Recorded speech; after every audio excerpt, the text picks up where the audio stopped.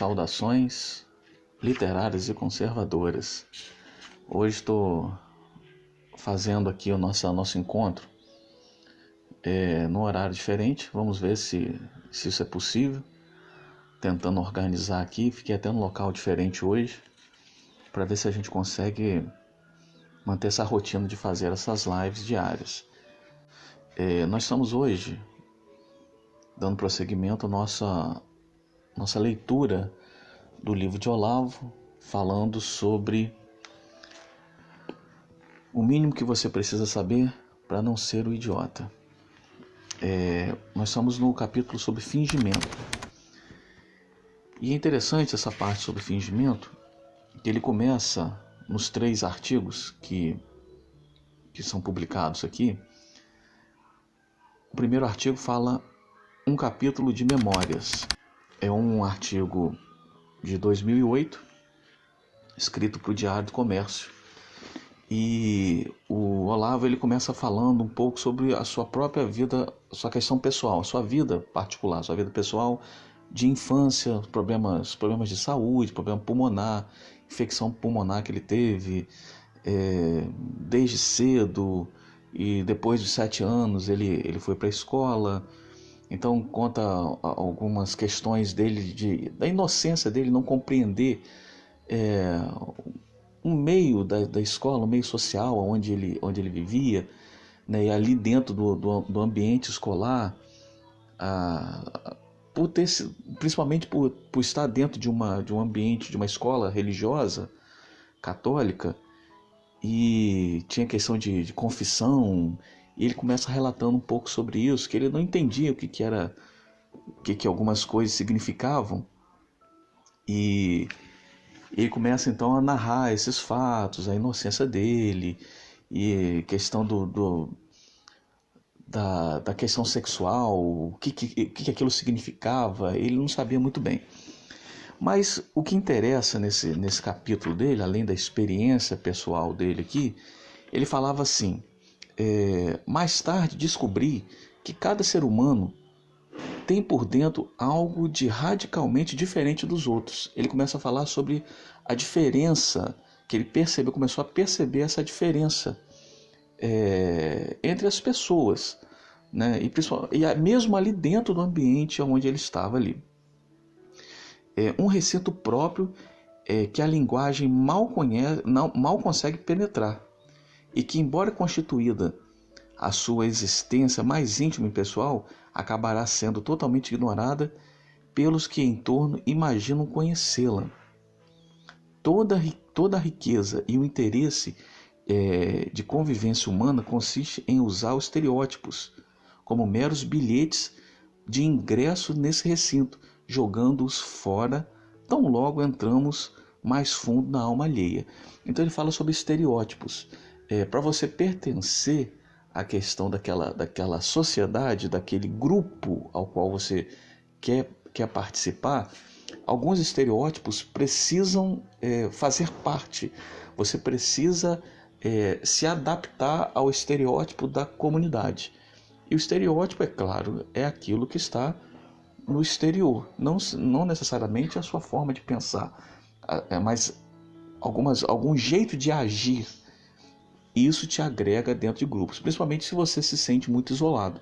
E ele fala sobre esse isolamento dele na sua infância, por ele ter entrado tardiamente no ambiente escolar.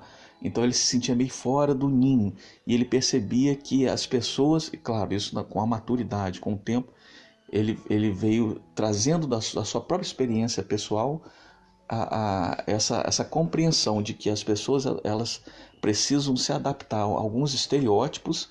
E nós estamos falando sobre fingimento, que é o capítulo sobre fingimento, para você conseguir agregar, ficar junto de pessoas, senão você acaba se isolando e as pessoas não te acolhem. E ele fala sobre isso, sobre esse acolhimento. Mas como poderíamos fazer isso? Se tudo em volta nos convida a encarnar os estereótipos cada vez mais forçadamente. Então ele diz que a sociedade ainda ela trabalha sobre isso. Você precisa ter estereótipos. Isso é em qualquer lugar, no meio religioso, né? Se você é numa linha pentecostal, você precisa encarnar aquele estereótipo para você ser aceito naquele grupo e você galgar crescimentos ali, né, ali dentro, num ambiente mais tradicional, né, você tem que encarnar aquele estereótipo mais conservador, mais tradicionalista, para que você possa crescer ali dentro. No meio político é assim, se você é esquerdista, você tem que ser radical, você tem que falar mal do capitalismo, tem que falar mal dos Estados Unidos, né? Então é essa a questão. Se você é da direita, conservador, você tem que falar mal da esquerda, falar mal do PT. Esse estereótipo que ele começa a traduzir aqui, né? E eu estou fazendo, é claro, uma adaptação para as nossas questões atuais. Como um arremedo de sinceridade cada vez mais perfeito, até acabarmos acreditando que eles são nós mesmos. Ele fala que esse estereótipo ele fica tão forte, que em pouco tempo nós deixamos a nossa identidade e começamos a acreditar nesse estereótipo. As sociedades humanas podem ser comparadas e julgadas pelo seu sucesso e fracasso em transmutar a linguagem comum em instrumento de encontro genuíno entre os seres humanos. É a linguagem comum sendo transmutada, então, para esse convívio, né? Esse encontro genuíno. Então você vai se adaptando. E, de tudo que vi e vivi depois, concluí que a sociedade brasileira se destaca pelo tal desinteresse em fazer isso, pela acomodação complacente a uma convivência feita só de estereótipos. Então, nos adaptamos não à linguagem interna, mas à linguagem da comunidade. Então, de uma certa maneira, ele começa a dizer que a sociedade brasileira num todo, ela vive de estereótipos para nos adaptarmos aos grupos sociais que achamos mais relevantes e que achamos que sejam verdadeiros, né? Vamos colocar dessa forma. Os brasileiros se contentaram com a imitação enquanto tal. Então começamos a reproduzir. Né? E já falamos anteriormente, em outros capítulos, sobre a questão de vocação. Quando a gente não compreende qual o nosso sentido da vida, começamos a nos adaptar a estereótipos e começamos a reproduzir. E como falei anteriormente, isso em qualquer aspecto da vida, na vida acadêmica, na vida política, na vida religiosa, nos adaptamos àqueles estereótipos e quanto mais estereotipado ficamos, mais conseguimos crescer dentro daquele grupo. As linguagens, nos adaptarmos à linguagem daquele grupo, começamos a crescer. E então, voltando aqui, os brasileiros se contentam com a imitação enquanto tal, esmerando-se nela a ponto de esquecer que é possível ser algo na realidade e acabando por acreditar que a única coisa a esperar da vida é o sucesso no fingimento. Quer dizer, quanto mais eu fingir, mais terei sucesso ali naquele grupo social. Isso é a mentalidade comum. Não é à toa que a obra do maior dos nossos ficcionistas é uma galeria de fingidos, hipócritas, palhaços, como jamais se viu no mundo. Ele fala aqui um pouco então sobre a questão literária no Brasil. Ele fala sobre Machado de Assis. O único personagem sincero é o único que fala consigo mesmo e tenta se compreender e a si próprio e aos outros. Ele fala sobre o conselheiro Aires, acabando vivendo num prudente e recatado isolamento. Então, a própria linguagem, não acadêmica, mas a linguagem literária do Brasil, ela reflete a nossa personalidade como brasileiros. Né? O que faz sucesso, o que tem status na questão social, são as pessoas estereotipadas, aquelas pessoas que vivem um fingimento. Tanto que a gente pode ver isso em novelas. A gente vê que personagens que são mais fortes, mais destacados, não são aqueles personagens honestos, personagens sinceros, personagens com grande caráter. Esse aí é quase que, se uma novela brasileira fizer só personagens assim, ela vai para o fracasso. não dá audiência. O que dá audiência é aquela pessoa, né, que dá trapaça, que faz dá calote, que vive aprontando, o chamado jeitinho brasileiro, né? Tá sempre arrumando alguma coisinha. Então esse é o personagem brasileiro que nós nos identificamos por ele refletir nós mesmos, né? E ele termina aqui esse capítulo falando assim: o Papa João Paulo II acertou em cheio quando disse que os brasileiros são cristãos no sentimento, mas não na fé. Quer dizer, eles têm o sentimento, mas não exercem uma fé genuína. Não existe fé sem vida interior, mas a vida interior começa pelo ingresso naquele recinto fechado, sombrio, e no esforço de comunicar o incomunicável. Ele fala que a fé ela parte de dentro para fora, ela não pode ser algo estereotipado. E falamos um pouco sobre fé no começo da live. O brasileiro acha isso angustiante demais, você buscar compreensão interior, às vezes o isolamento, para buscar refletir de forma mais profunda, né, o sentido existencial. O brasileiro acha isso angustiante demais e, buscando alívio numa familiaridade fácil, acaba por se transformar no seu próprio estereótipo. Então ele vive tanto uma vida estereotipada, ele vive tanto o chamado fingimento, né, social, que ele acaba acreditando que ele é aquilo mesmo. O segundo artigo fala sobre cavalos mortos. O nome do artigo é esse, Cavalos Mortos. Se é certo que romances, contos e peças de teatro registram algo de psicológico dos povos, nós brasileiros deveríamos atentar seriamente para o seguinte fato, e ele narra aqui: nenhuma literatura no mundo é tão abundante de tipos insinceros e fingidos como a nossa. Aquilo que nós falamos no capítulo anterior. Ele começa falando sobre o personagem de Machado de Assis, mas ele narra aqui a galeria inteira de Machado de Assis, Lima Barreto, Graciliano Ramos, Arthur Azevedo, Marcos Rabelo, Nelson Rodrigues e tantos outros, é constituída por pequenos farsantes. E ele fala que esse fingimento, esse estereótipo, isso preenche a natureza brasileira, do homem médio brasileiro, né, da figura média brasileira, aquele, como falei anteriormente, aquele que liga a televisão e está assistindo a sua novela, né? Ele se identifica com personagens assim, personagens fingidos. Ele, no fundo, ele acaba torcendo por aquela pessoa, aquele que dá a trapaça, aquele que adulterou, que trocou de esposa, que trocou de marido, que tem 2, 3 amantes. E a gente pode ver isso na cultura brasileira de uma forma, né, clara, patente. Então, constituído de homens farsantes, fracos e sem caráter, nos quais a mentira existencial se tornou como que a segunda natureza. Não se trata de mentirosos conscientes, maquiavélicos, demoníacos. Ele fala que não se trata de pessoas que premeditadamente está fazendo aquilo. Faz parte da sua natureza, da sua personalidade. São antes personalidade de pés de barro, erigida em cima de uma falsa consciência, né? Não são conscientemente farsantes.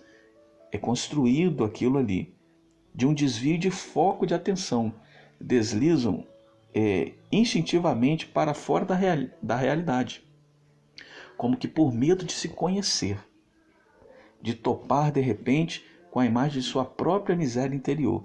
Então é como se fosse uma fuga. É como se esses personagens, ou se nós mesmos estivéssemos fugindo da realidade, daquilo que nós somos, né, da nossa própria pequenez. Então começamos a projetar nesses personagens e nós nos identificamos porque nós também somos assim.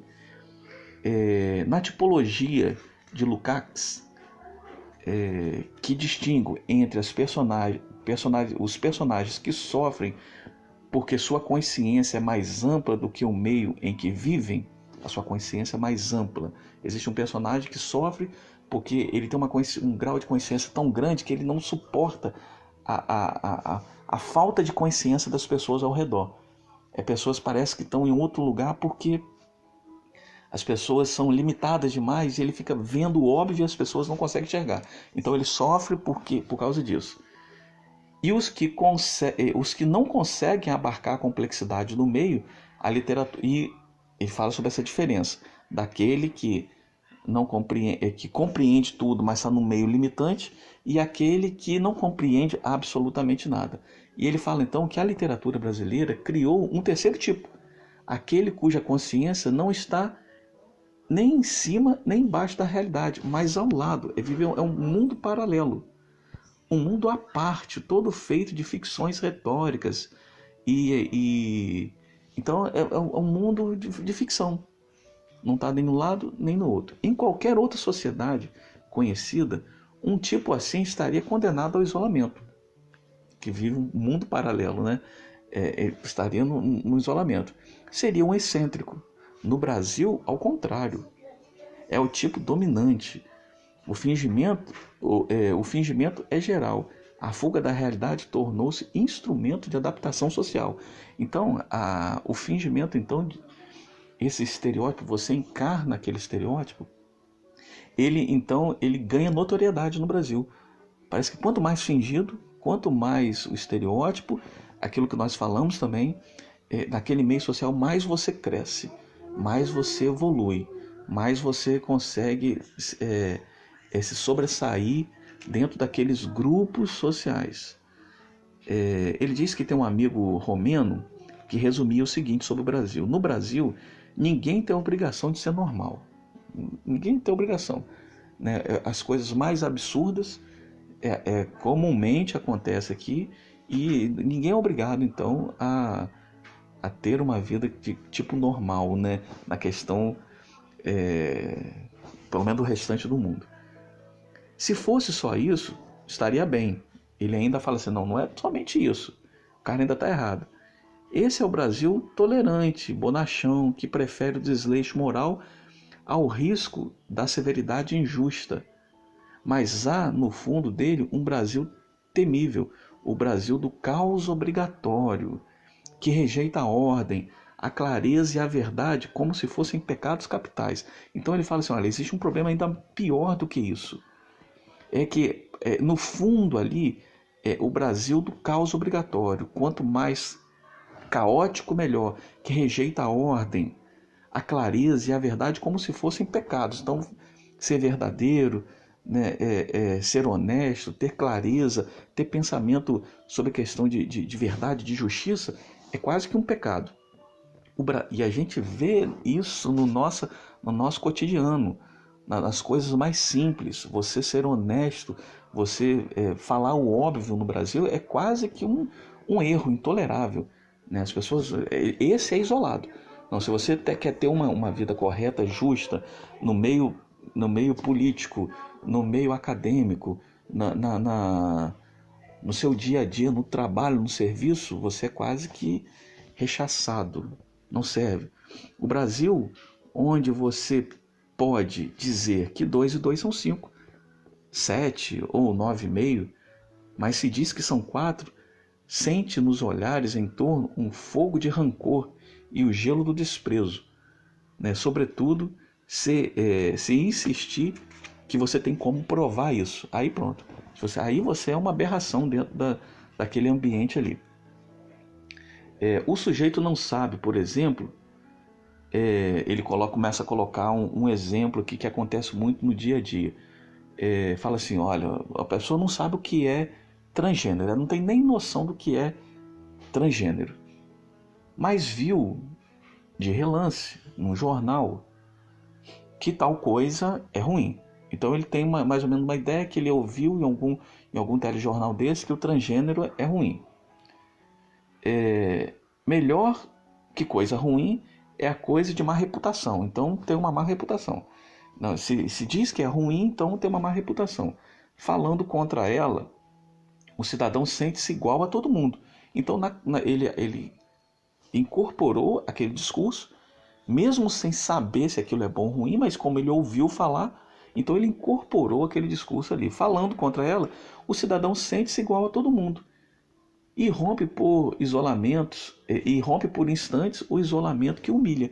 Então, por ele não saber, ele desconhecer, então como todo mundo repete que aquilo ali é ruim, olha só que interessante, como todo mundo repete que aquilo é ruim, tem uma má reputação, então ele, para ele não ficar isolado no discurso social, ele fala assim, então ele começa a reproduzir aquilo sem conhecer se aquilo é verdadeiro ou falso, apenas de ouvir falar. Então ele já incorporou aquele discurso no seu dia a dia. E agora o transgênero é ruim, não serve, não presta, mesmo sem saber profundamente se aquilo é verdade ou não. Ele simplesmente, como aquilo, a falta de conhecimento é humilhante, então ele diz que então não presta. Então ele encerra aqui para a gente poder ir para o próximo capítulo. Essa solidariedade no fingimento é a base do convívio brasileiro. Nos solidarizamos nesse fingimento social. Né? É a base do convívio brasileiro. O pilar da geleia, sobre o qual se constrói uma cultura e milhões de vidas. Então ele fala que a nossa cultura, a nossa construção social é formada em cima de fingimentos. A gente não busca a verdade. A gente ouve falar e nesse ouvir falar a gente reproduz. E quanto mais a gente reproduz, a cultura é construída nessa.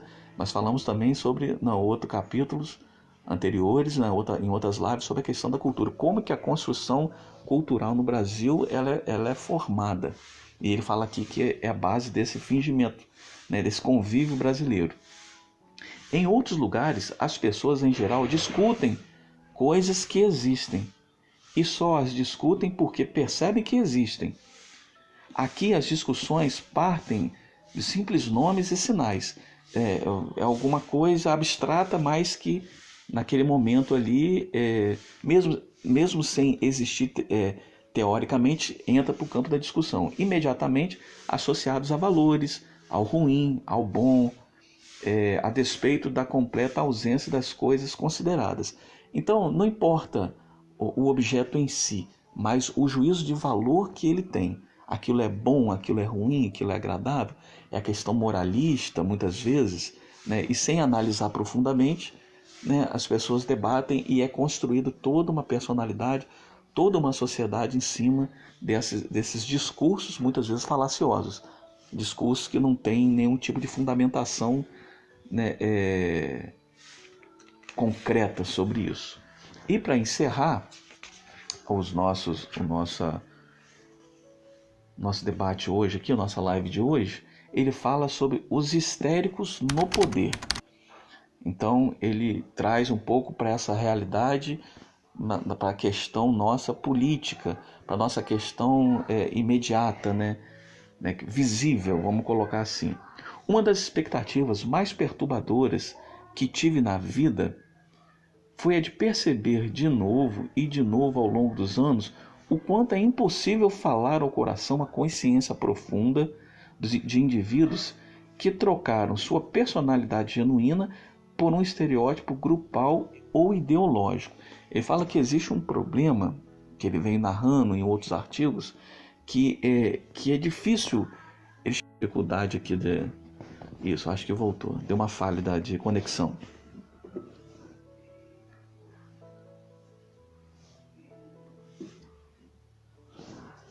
Como é difícil falar em pessoas que a sua consciência ela foi totalmente trocada por estereótipo grupal ideológico. Então ele entra aqui no campo ideológico.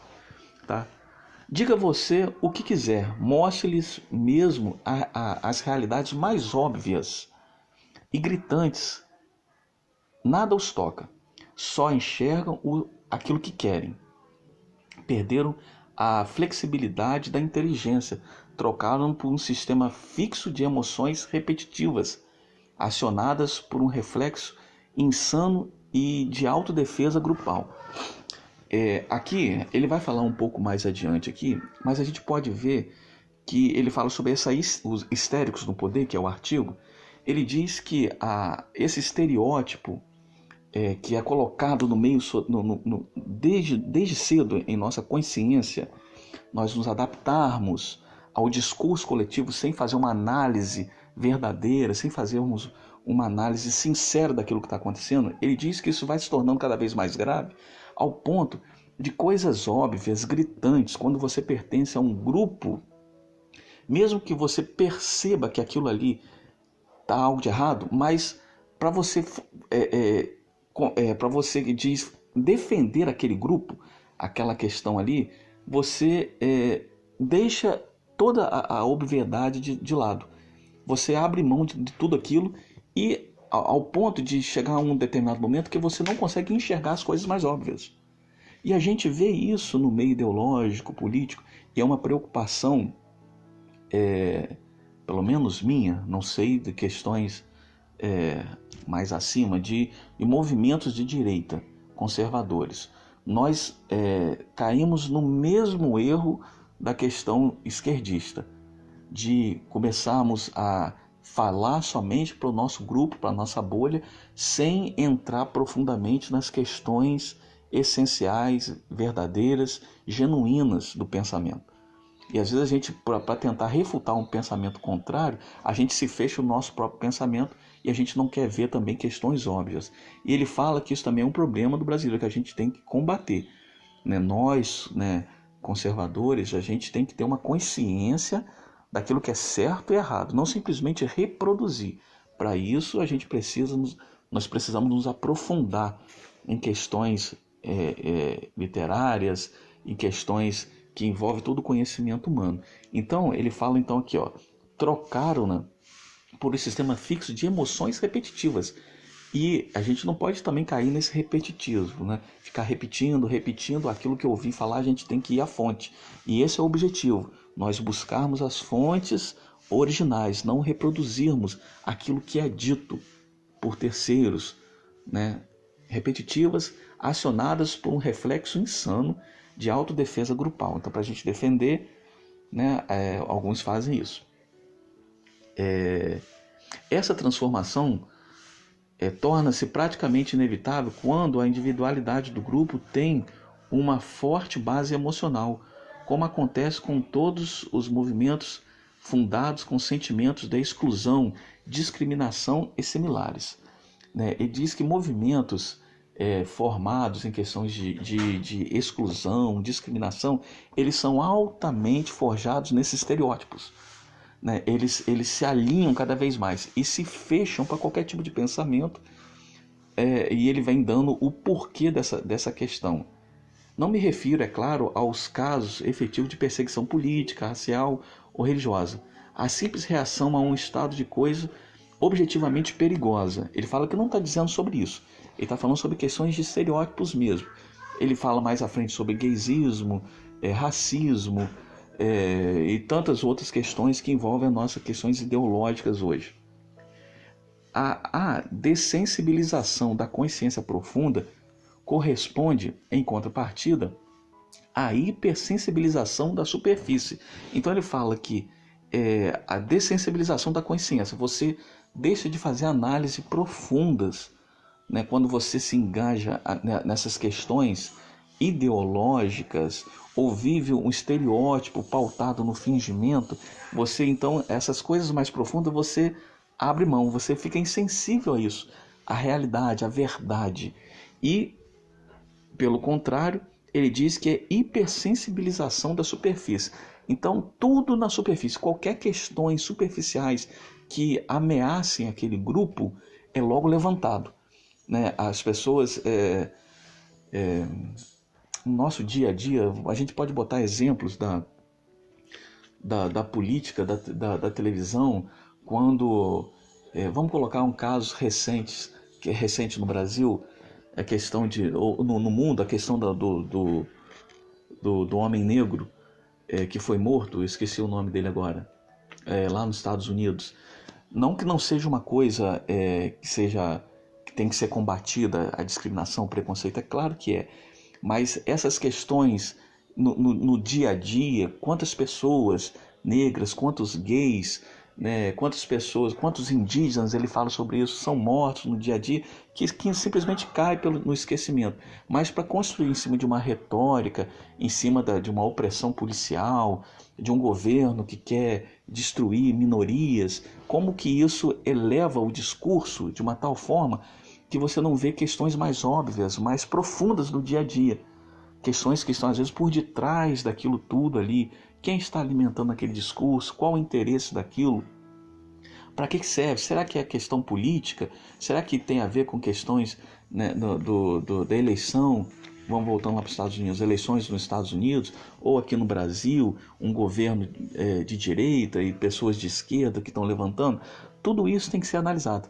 Mas nos grupos, as pessoas que fazem parte desses grupos, eles desprezam qualquer tipo de interesse nesses assuntos mais profundos e vai pela superficialidade, né? Aquilo que é dito, aquilo que é reproduzido. Então, se é reproduzido, né? Então, para defender o grupo, ele aceita qualquer coisa. No curso desse processo, é inevitável que o amortecimento da constância individual traga consigo o decréscimo à inteligência intuitiva. Então você vai diminuindo cada vez mais, quanto mais você evolui nesse processo, né, mais você diminui, né, regride na inteligência intuitiva. Você deixa de analisar, calma aí, tem alguma coisa errada. Sabe aquele momento que você está percebendo que não, o discurso não está batendo, tem alguma coisa que não tá encaixando nisso aqui. E você vai perdendo isso. Você se torna simplesmente um repetidor, né? As capacidades intelectuais menores, puramente instrumentais, como raciocínio lógico, verbal, matemático, podem permanecer intactas, mas o núcleo vivo da inteligência, que é a capacidade de apreender num relance o sentimento da expectativa direta, sai completamente arruinado, às vezes para sempre. Aquela questão da obviedade direta. Calma aí, isso não está legal. Ele fala que a inteligência lógica, matemática, né, vamos botar dessa forma assim, verbal, a pessoa tem um bom discurso, tem uma retórica, isso não muda. Mas a questão de você perceber uma questão que está patente, está claro que aquilo ali não está certo. Isso vai diminuindo, diminuindo, diminuindo, arruinando ao ponto que ele diz aqui que de repente fica quase que irreversível. O indivíduo sente que está expressando a realidade direta quando seu discurso coincide com as emoções padronizadas do grupo. Então ele acha assim, não, eu estou correto, eu estou certo, porque o grupo está falando dessa maneira. Todos estão repetindo o mesmo discurso, pelo menos naquele grupo. Então ele fala assim, não, então está certo.